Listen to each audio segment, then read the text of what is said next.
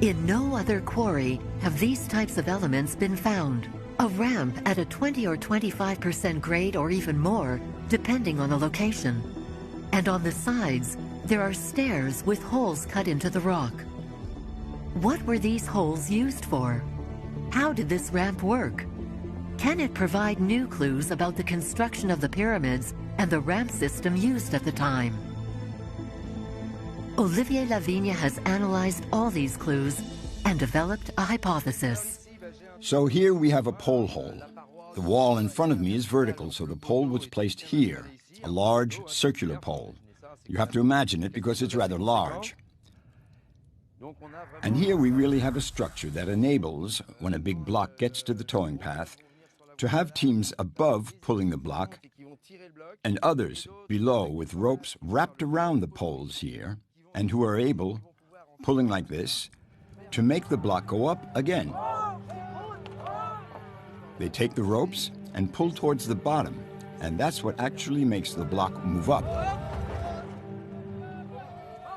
Behind here, there's a big structure, a crossbar that goes here, that ties, that dovetails the pole to wedge it just behind, because behind here, the hole is a little slanted.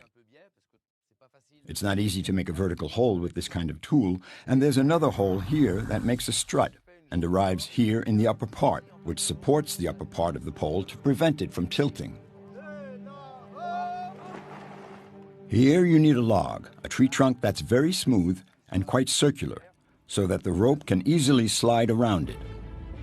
They would have used mud, silt from the Nile, to lubricate the ramp and slide the block, eliminating friction as much as possible. They could move very large blocks up this towpath. There's a story about a 58-ton colossus that came out of an alabaster quarry like this one, and that could have been possible here.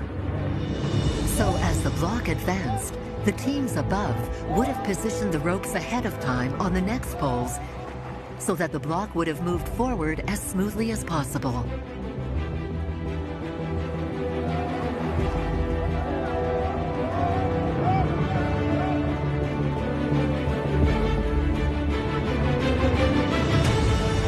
According to Olivier, this ramp system could have been adapted to the pyramid of Khufu.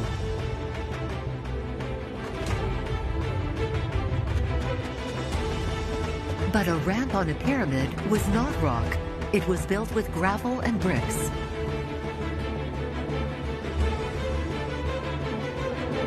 So they had to secure and stabilize the space between the poles using wooden crossbars inside the ramp and also above it. But is this system feasible?